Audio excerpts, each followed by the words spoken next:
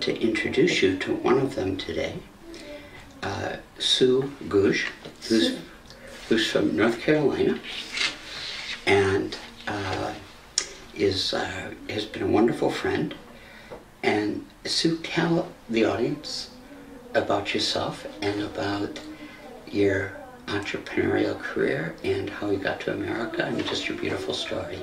Okay, my name is Googe, and Chinese name is Fujiangxiu. I came from Hainan province, China. I was born in the early 70s, and it is in a remote countryside, in the deep mountains. There was no running water and electricity. And just think about the Indian, the local American Indian lifestyle 300 years ago. Okay, you got the pictures. That's where I came from. So I came to the United States in 1998, and I studied computer science, got a job as a software engineer for 14 years. In 2010, I started my real estate career. I bought commercial real estate to start with. Right now, I own a good bit of a real estate portfolio. So my entrepreneurship experience is like this.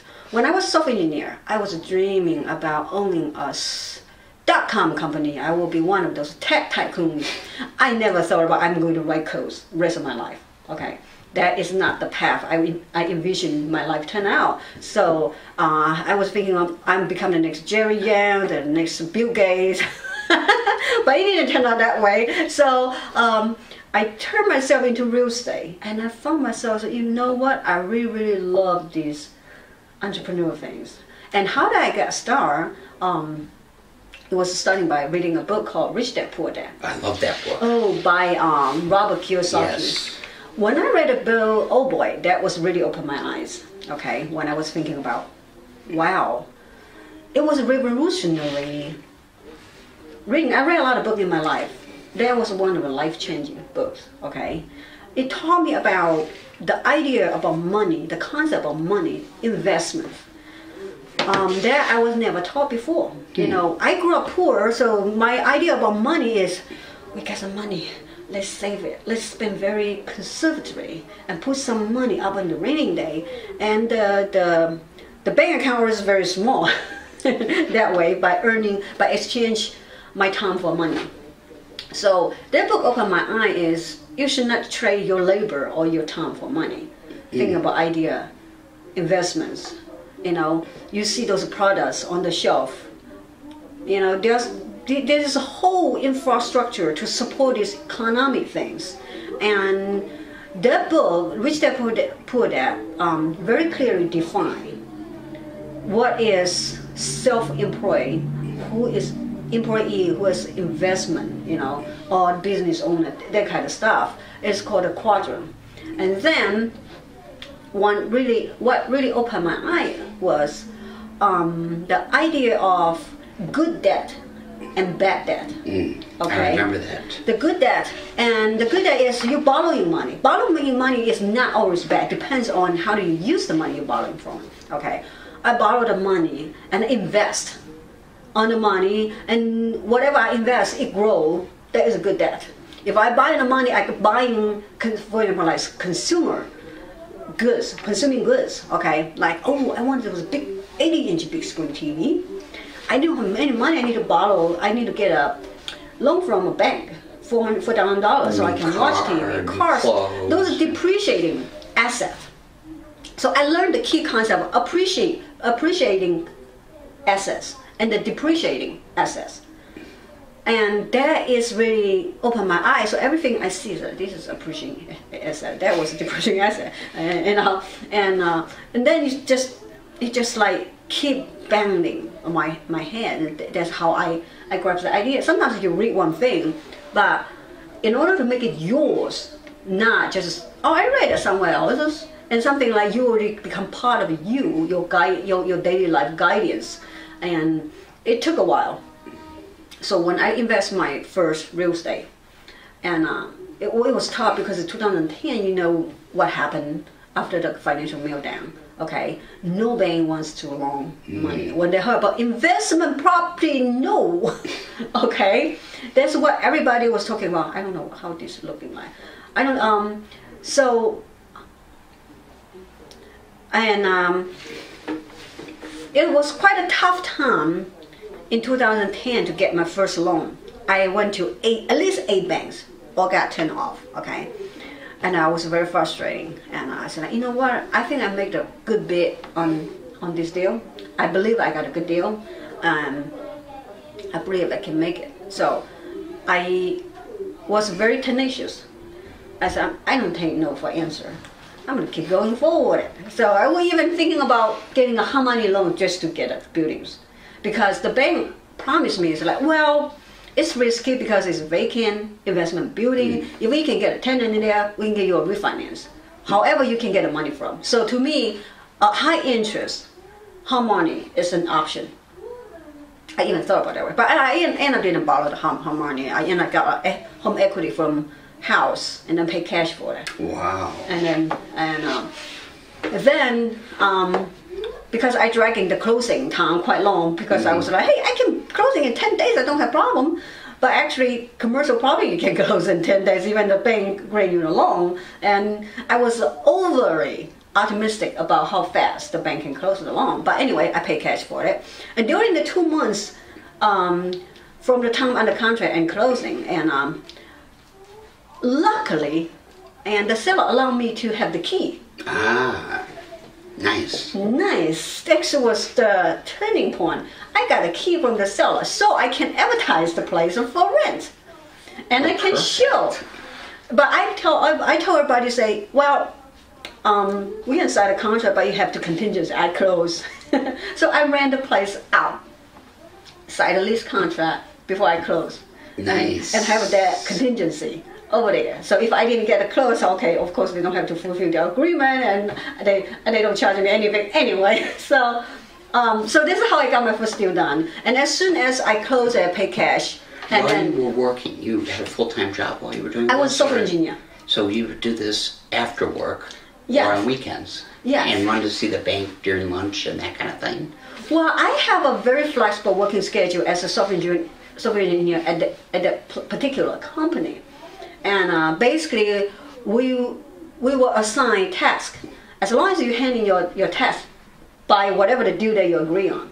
And nobody cares really where you are. Oh, that's great. So I can do my work at midnight or all the way to 3 a.m. And still be an entrepreneur during the day. See, the banker is...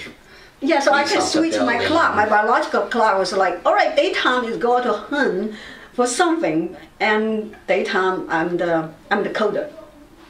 So I got the first one done. The bank fulfilled their promise. They gave me the loan, 85% loan.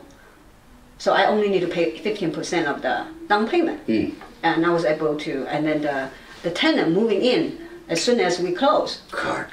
Oh, so Miracle. nice, miracle. I said, like, these things are really cool. I said, like, why do I just keep repeating it?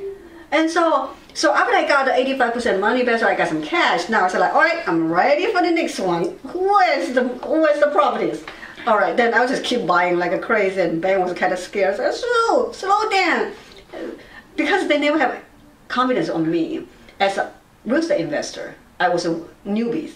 So they afraid. And after I bought, how many? 15? 15 in overwhelming. In like period 2 of time. years? So from 2010, 2012, those were great years to buy. Yes, this is the right years to buy. I'll just keep buying in the buying mode, and then until I spent all my cash on the down payment, because the bank didn't give 100% loan, so I have to come up some money with cash. And we both were employee at the time, so we didn't have like extra incomes or anything. So that's just our savings. No matter how you save, it's just a limited amount of money. You will run out of money pretty quick. So once we run out of money completely, and we couldn't get any more loan, neither can we come up with any more down payments. Then I was like, no, now what? I really like this real estate investing thing. Now what? And then I come out another idea. Use other people's money. You don't have money, it's okay. Use other people's money to do the investment. And then I learned another idea is, there's a lot of people have money sitting in their bank account, they don't know how to invest it. So if I offer them certain percentage or return to borrow money from them, maybe fine.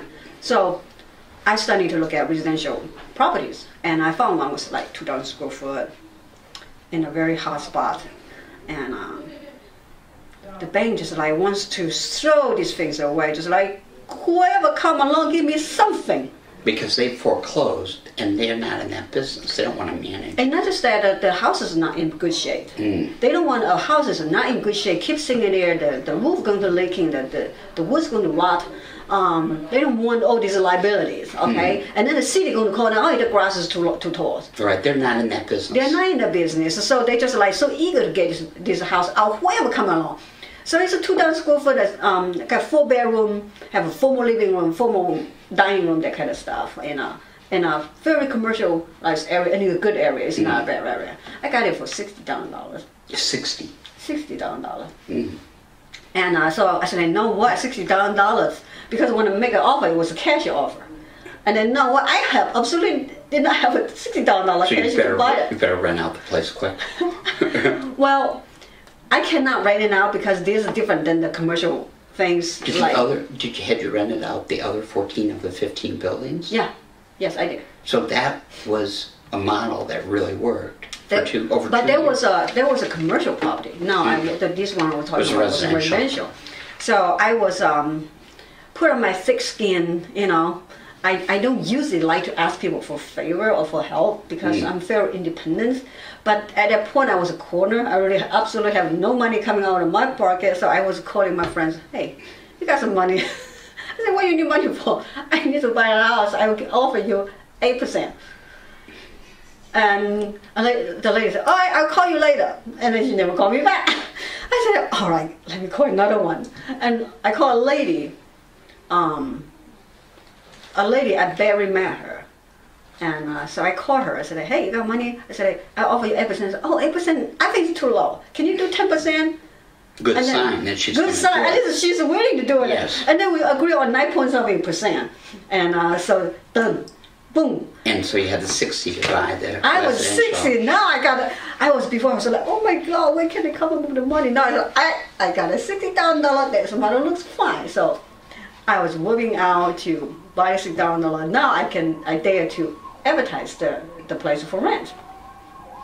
Because it need a lot of repair, like $30,000, $40,000 repairs.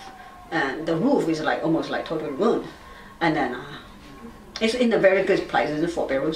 So I advertise it for rent for $800, which is ridiculous low for $800. And you can't even get a pump for that kind of money. Wouldn't even cover your interest expense. Oh yes, so you will cover interest $5,400. $500 because we come up with it's 9.something%. Okay. So whatever $60,000 is $500 a month. So it business. This is nothing for me. I'm going to give you 6 months rent in advance. We're going to moving right in. So they're moving right in, and we agree on they're going to spend their own pocket spend the money out of their own pocket. To improve the house. To put a new roof, brand new roof. Oh, God, you got lucky again. I got lucky again. So they just sit over there and living on this crappy house. They never complain anyway. They're paying rent right there on time every single month. And that's all good. So I said, wow, this model looks really good. So let me just keep repeating it. And so then that's what I keep doing. I still keep my jobs because it's going to take a while before those positive cash flow coming in to support the income, because as software engineer I make over $100,000, pretty comfortable living, okay? Because I read what Kiyosaki's book, in order to get $250,000 positive cash flow net profit, I think his model needs to buy $5 million worth of real estate to produce that kind of income. Because 5%. We're not talking. $5 million. Yeah, we're not talking about the net, the gross rent. We're talking about the net income. Net income. Yeah, which is really all that matters. This is all that matters. So it's like, well, this is going to take a while to even able to replace my jobs, you know. And but anyway, I just keep doing it, and to the point in 2015. So my job as software engineer ends. And then after my software engineer ends, I'm like, you know what? Do I continue to get a job? Because I'm really good at what I'm doing as computer software. So I always have people wants to lure me with a high amount of money, and I basically never worry about getting a job. But then I was thinking about I started to pay attention to politics, that kind of stuff, in 2015, and then I thought about, you know what, I can get a job, and because I was very lucky with my last 2 computer science software engineer job, they gave me very flexible working hours. So I can't count on my luck. I always can find a kind of job and pay me very handsome money.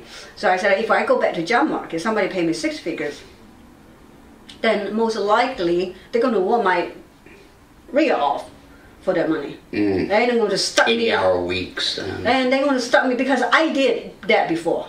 As a software engineer in a startup company, that's what I did. You know, you spend like 60 hours, very stressful, always on the deadline, and that kind of job. So like, well, if I do that, this will only, you know, that's my life. But if I don't have a software engineer job, I'm free. I can think a lot of things to do. I said, why don't I explore something else's? And then that's how I spend most of my time in politics. I joined Republican Party, and then volunteered myself as a precinct chair.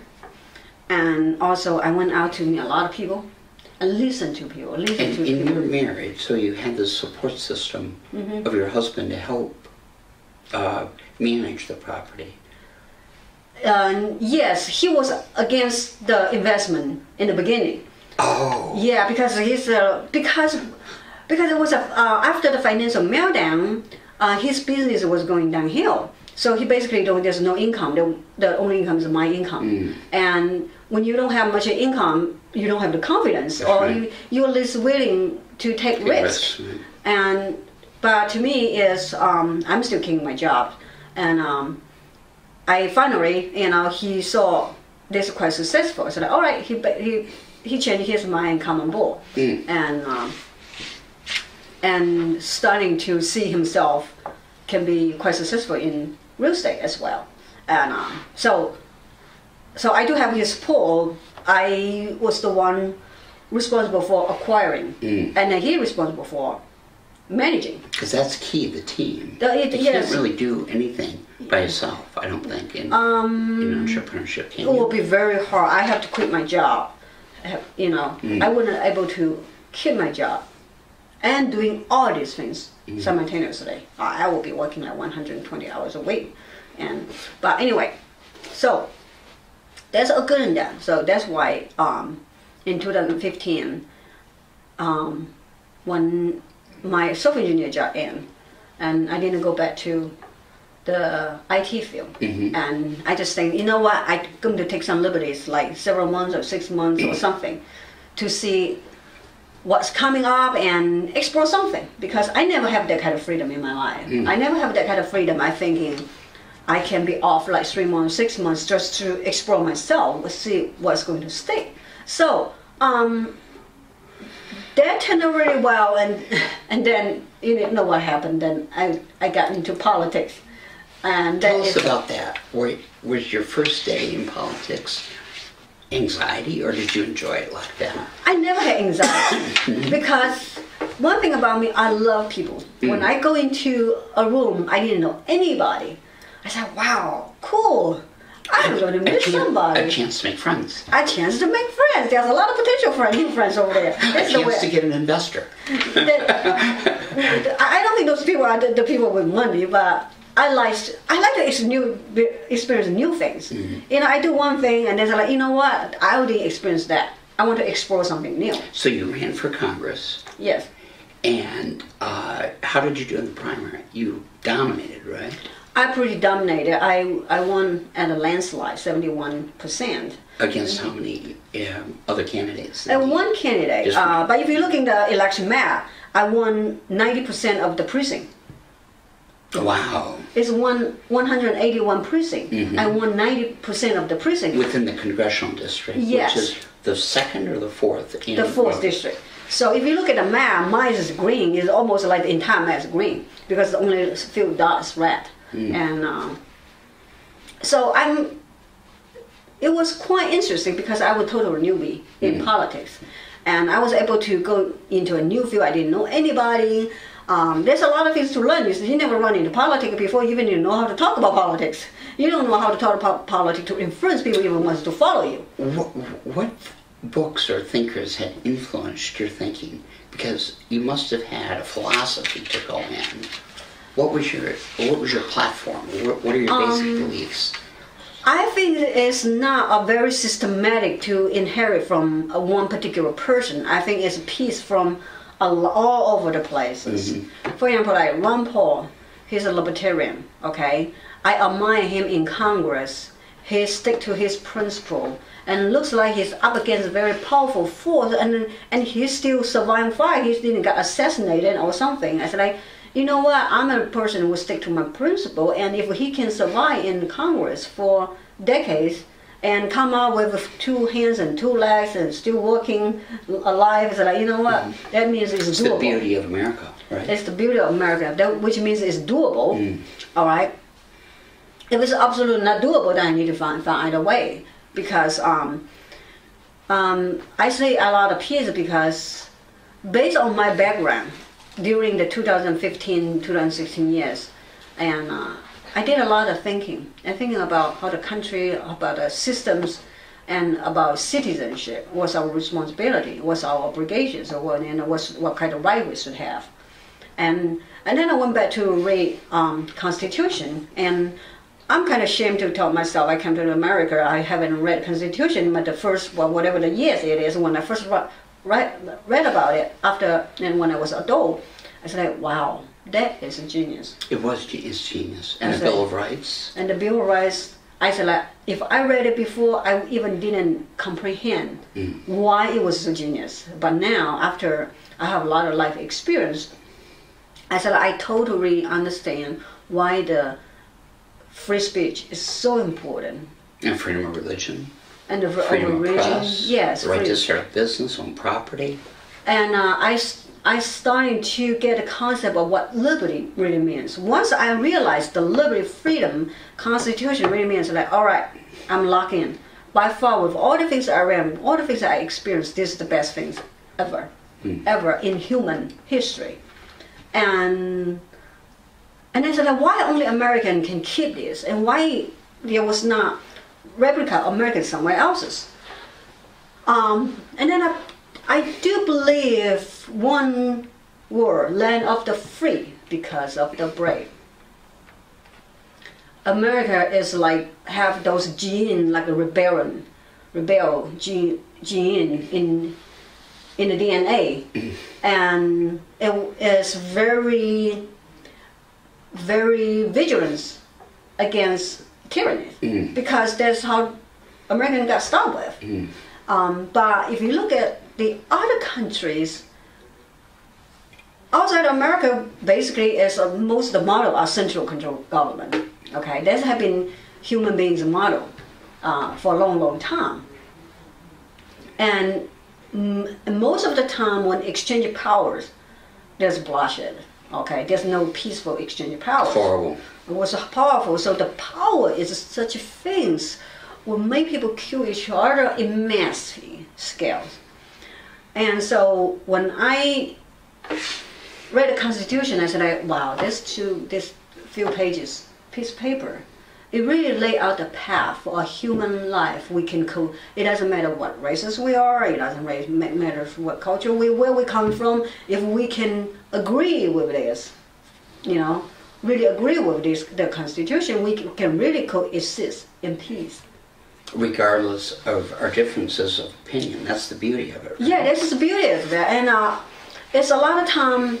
And you saw some interview, they interviewed the young people, people really don't even know July 4th, independent from whom, who won the Civil War. They even didn't know who won the Civil War, maybe Spanish won the Civil War, It kind of sad because America, I don't know how the history being taught in school, in American school. It's like, why we produce so many young generations that doesn't understand the history of these countries. And neither do they care. And I think this is very important because the founding principle of America is profoundly, very, very, very precious to all mankind. It's a gift. It is a gift, and God bless me, America. So, to me, once I realized the value of liberty, and once I realized the Bill of Rights, I used to read it. It just passed through. It didn't really click what it is. What was the intention behind it? But after I have a lot of life experience, I understand why this is very genius. I mean, without freedom of speech, everything wrong can be on top of that. Lies and this all kind of corruption can be behind. Let me ask you a question. Sure. On what has been the number one reason, do you think, that the offshore Chinese have been so successful in entrepreneurship? I'd read the stats, so I knew this, but as I started to work on this documentary about the 25 people which you're going to be a star into. Oh, thank you. But where does that come from? Is that an historical part It's of internal China? DNA. That's built into the DNA. Chinese are very driven, usually very driven. Because if you know Chinese language, it's all surrounded by motivational speeches. No, I didn't know that. For example, like Chinese always have those like a Chinese called 光宗耀祖, which means you're shining, you make your ancestor glory, which means you have to be very successful to make your ancestor glory, okay, make them shine. So this is your obligation. And the Chinese culture is kind of funny. It's not make you shine, me shine. Your it's make ancestor shine. Okay, so you have the obligation to make your last name, whatever your family name, make it like a gold plate. Okay, so this is built into Chinese DNA. The subconscious. The subconsciously. Yes. Subconscious, even not for. It's almost like religious things, So Chinese naturally in their DNA wants to be very successful. But why entrepreneurship? Why have so many offshore Chinese gone into their own businesses? Well, Chinese love money very much. And if you see what Chinese migrate from, right, what the main source of what Chinese original resides in is mainland China, right? In mainland China, a lot of time there's not that. If you look at Chinese history, there's not much time to promote free enterprise. In Chinese history, one power want to be high social status in government rank. Money, it was like a side things, okay? And as a business person, actually it was condemned throughout Chinese culture. It says, there's no businessman is not a cult, or not a liar, or not a thief, So it gave a businessman a very bad reputation. That's a global phenomenon, which is a tragedy. It's the opposite of the truth. It's not just China; it's all over the world. When I travel, that is why liberal view very popular in this kind of country, because they perceive capitalism is evil. You have money, you got to be doing something very wrong to get money, that kind of amount of money. They never thought about we can establish a very fair system and we can all play by the rule and to be successful. And really, the entrepreneur, to make money, you have to satisfy other people's needs. It's not. It's hard to get people to buy something. You have to be consistently good at what you do. That's been my experience. Yeah, this is the free market idea.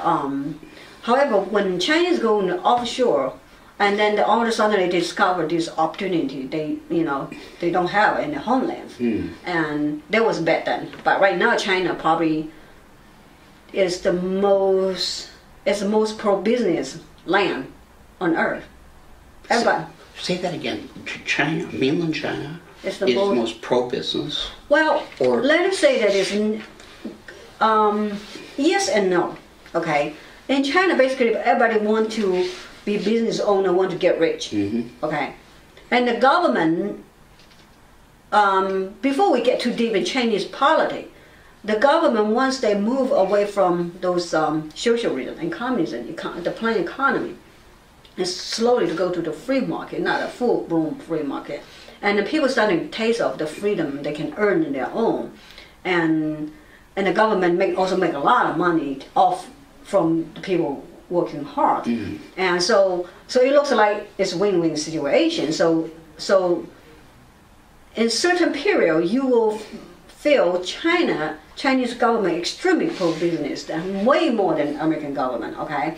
Chinese government, if you're an entrepreneur, you come to my town, you tell me, oh, I want to bring a manufacturer in here. In America, almost like torturing. You want to manufacture here? Let me send the EPA, go check you out, okay? And then the IRS and the blah, blah, we got all kinds of things come attacking you before you even start anything. But if you get in China, the people that the government official basically kiss you up, promise you how many years you don't need to pay tax. Oh, you want to roll over there tomorrow? Boom, their phone call. You will see the construction crew already starting to building a road over there. Okay, in America, no. You would like in the little town I'm living right now. We already got the government like $20 million federal grant to expand the road. Right now, haven't yet started in 2 years. All right. It was like EPA study and blah, blah, blah, blah, all kind of things, you know. So we got a red tape, regulations. Over there is like Wild West. Wild West, it was entrepreneurs' paradise in China. That's why China produces more millionaires than America. Wow. So this is new. I'm learning. I've read it, but it's good to hear it. China has more millionaires than America right now. And it's probably the wealthiest government. Absolutely, ever. Absolutely. It was the most wealthiest government human ever seen in human history. And a lot of people didn't see it that way. But I have to point that out. It is. It is. Okay? Because the government control all the lands. You know, the communism model gave them have control every single inch of the land in the country. And all those very critical resources, like for example, like oil field. There's no privatized oil field, you know. If the government say, I want this oil field back, they will get it back. There's no way you can sue. Let me ask you this question. My life's work has been to educate young people about how to start businesses, because I think the younger people start learning about how to do a business plan, how to pick a product, how to buy at the wholesalers, how to satisfy a market, how to find a market. Those are invaluable skills that are win-wins for everybody. So my whole life has been spent advocating for a worldwide effort where every young person learns how to start a business. Do you think that's possible throughout Asia and in China in particular, where the school system would adopt entrepreneurship? I hope they use Nifty's book, the Network for Teaching Entrepreneurship book. But is that possible, do you think, in Asia and China in particular? I would say in China, in Asia, their entrepreneurship spirit is 100 times more than America. You probably have to educate our own people, because we got beat by them. They have more. That's high praise for them. They want to be entrepreneur. It's not. A lot of time from Western countries' point of view, we're thinking about, y'all just poor countries. We need to go teach you how to be an entrepreneur. They have better entrepreneurship than us. Our kids, I go into those little towns. Those young kids who are in McDonald's selling hamburgers, they barely can do a math. Forget about entrepreneurship. So I think is the American kids in danger, in real danger. Because other kids, if you go into universities, you see all the rich kids are Chinese rich kids. They drive like name brand cars. They live in mansions in college. Our college kids work in street jobs. So, and those kids from rich family, their parents were entrepreneur, very successful entrepreneur. So they already adopted early on. So the question is, how do we bring entrepreneurial education to America, which is, absolutely crucial question. That is how do we do that? Well, here's the things. And we have to, because you need to look at the school system, right? And our culture is encouraging consumerism. Our culture isn't encouraging entrepreneur. Even watching TV. Our culture encourages consumption. Consumption. Not savings. And savings is what leads to wealth. Yeah, the reason America in decline is other country encouraging entrepreneurs so they can sell stuff to American, and American just spending money and didn't learn how to build stuff, and that is the position American now. So, but do you think we can turn this around? Right, that's my view. That any bad, difficult situation or trend can be turned positive. So, what would you, when you're elected to Congress, we're all cheering for you. What would be policies that you'd advocate for America to recreate our great wealth and to help our young people compete? Like, how do we do that? I will promote this entrepreneurship. All right, thank you. In kids, in school, because that is road to prosperity. Because if you just think, and it's entrepreneurship and ownership. Because if you just have the this is very empowering. That's a very empowering sentence. That's as important as entrepreneurship. Owning the future. Owning the future.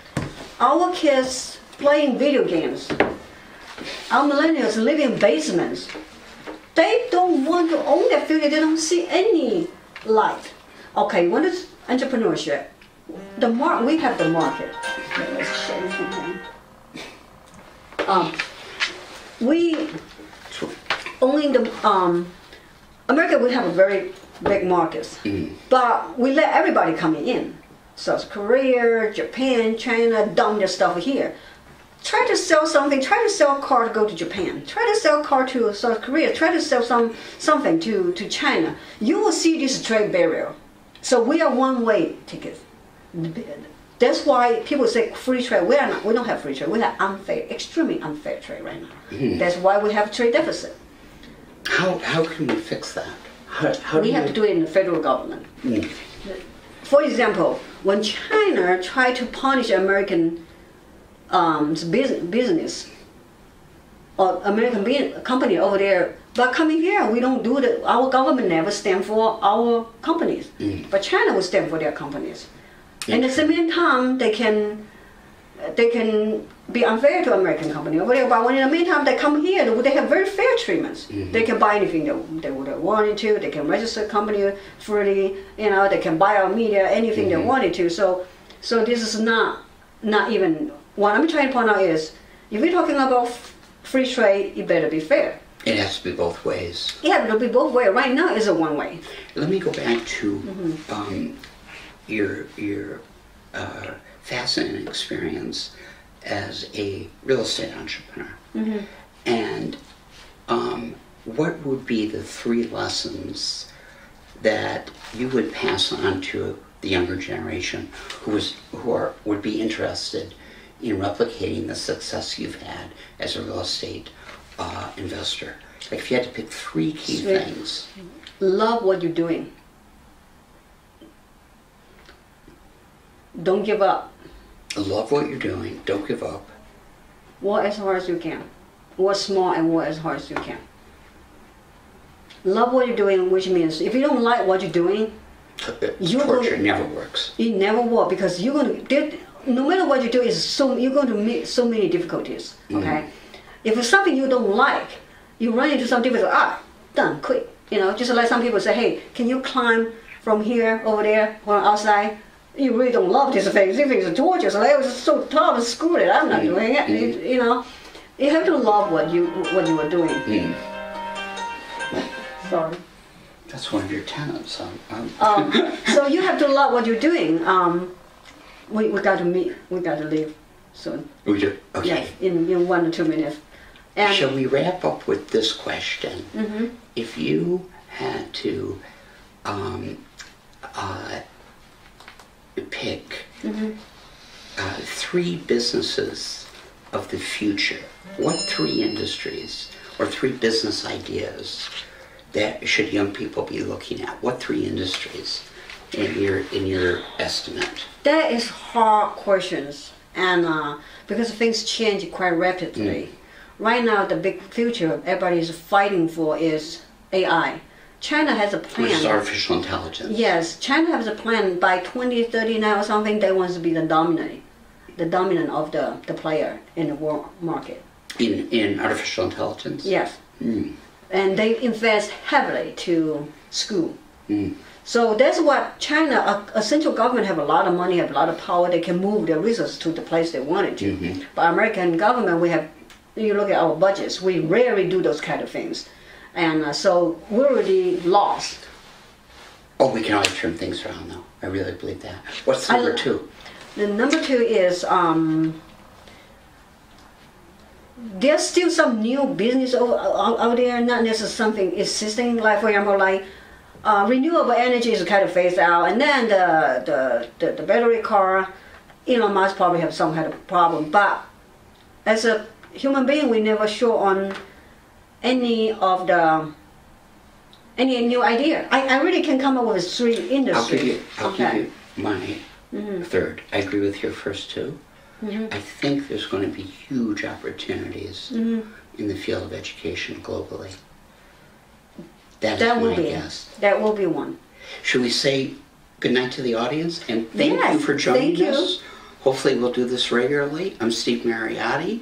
And my name is Googe, and nice to meet you, and we have a good time here. We had a great time. Thank you. Good to be with you. Yes. All right.